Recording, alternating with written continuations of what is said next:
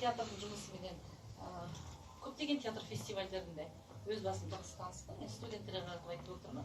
Өйткені әбіш әлеміне театр фестивальінде де көргім сіздердің спектакльдеріңізді өткен жолы Семейде көрдім. Оны алып Өскеменде алып бардыңыздар, Шолпанның күнәсін. Барлық спектакльдерді енді үлкен сыншылардың талқылауынан өткен. Ал енді Шолпанның күнәсіне байланысты да өте көп ойлар айттық. Бірден айтамыз, енді ол спектакльді жәнегіне бір диссертацияның қорғауынан шықтық. Сол диссертацияның ішінде осы екі спектакль бүкіл жүйесіне дейін жазылыпты да, екеуі салыстырмалы түрде талданған. Шолпанның күнәсі енді бүгінгі театр өнерінде болып жатқан жаңа режиссерлық шешіммен қойылған спектакль деген сияқты өте жақсы пікірлер айтылған. Енді мен өз басым арасында да Батырбектің біраз жұмыстарымен таныспын. Бұл спектакльді барлықтарыңызға көрдіңіздер, әрімізге өте жақсы әсер қалдырды. Өйткені мына тіпті фильмінде көрдіңіздер ғой. Фильмді одан кейін ар жағында Қайрат Сүгірбековтің, Мұхтар Әуезовтың драма театрында қойған басты рөлді қымбат Тілеуова ойнаған Шолпанды, оны да көрген бізде. Енді сол екеуімен салыстырмалы талдайтын болсақ, уақыт өтті, біраз мүлде басқаша шешім, басқаша трактовкада осы Шолпанның күнәсінде барлық жағынан да жалпы театрдың мәдениеті қандай болды, театрдың эстетикасы қандай болды, жалпы актердің бүгінгі драматургиялық немесе жәнегі өздері алып отырған шығарманың оқылуы жағынан болсын, үлкен бір үйлесім болды. Басынан спектакльдің басынан аяғына дейін актерлік ансамбль қандай мықты болды. Бір қожырау, бір жаңағыдай шетке шығып кету, бір-бірін ұқпай қалу деген жоқ та, бұл жерде барлығы бірігіп кеткен. Одан кейін метафоралар пайдаланған, өте мықты символдар сол спектакльді қарап жатсақ, одан кейін қазақ ол шығарманы оқымаған адамның өзіне, Мағжан Жұмабаев деген енді көптеген өзіміз қазақтар оқысақ та басқа ұлт өкілдері оқымау екі талай ғой. Сол жағынан қараған кезде қай жерде болсын көрсете беруге болатын бір паспорт сияқты деп есептеймін да осы спектакльді. Сол жағынан өте әсерлі болды да.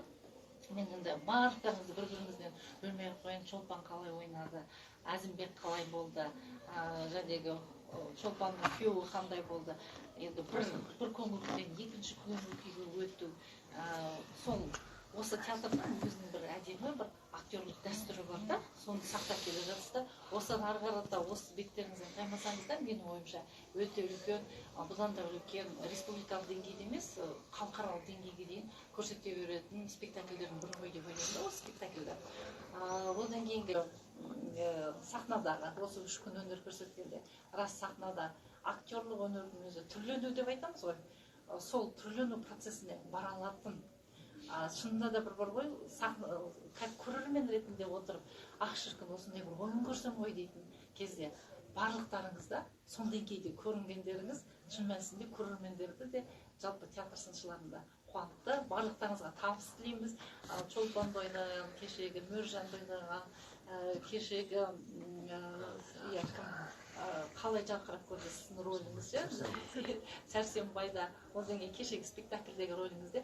Міне актерлар қалай болу керек, актерлар түрлену керек, актерлар басқа кейіпке енбесе, онда ол жай құр сөзді қайталап беретін болса, оны өздері де оқып алады ғой. Осы жағынан келген кезде, енді сіздердің жұмыстарыңызда шын мәнісінде сол барлығы қабысқан, барлығы бар. Тек қана табыс тілейміз, бүгінге келіп, біздің студенттермен ой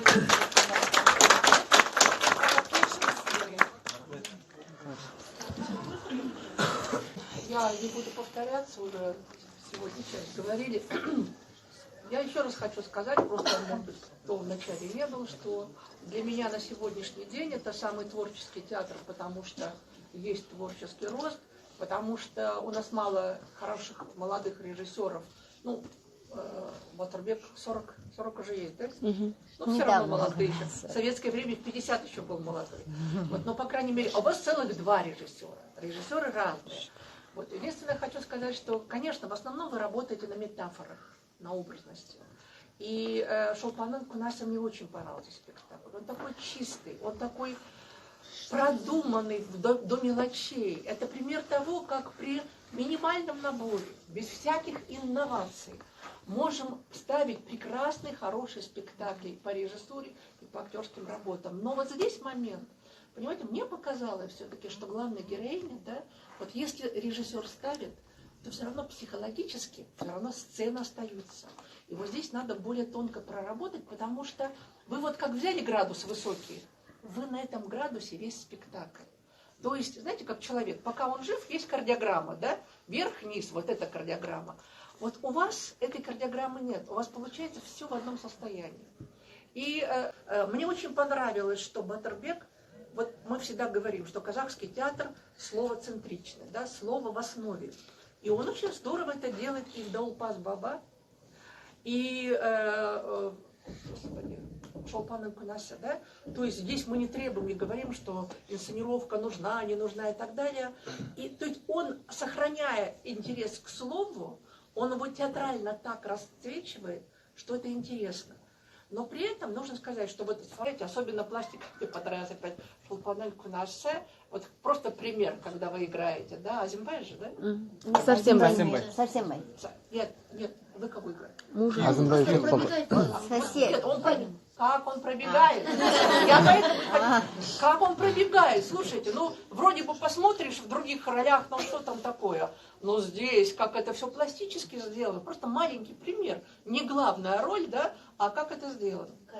Поэтому я хочу сказать, вам, нет, каждый актер замечательно выходит. Единственное, хочу сказать, что вот на будущее, когда вы выезжаете за пределы Казахстана, все равно будут спрашивать больше, говорила уже, национального материала. Я хочу вам пожелать успехов. Очень рада, что вы у нас есть. Очень рада, что вы привыкли. Жалко, что всего 3 дня. Хотя, с другой стороны, может быть, вы перемерзли бы еще, если бы тут. Ну, приезжайте почаще. Успехов. Вы очень торопитесь. Можно с вами сделать фотографию нашу? Да, конечно.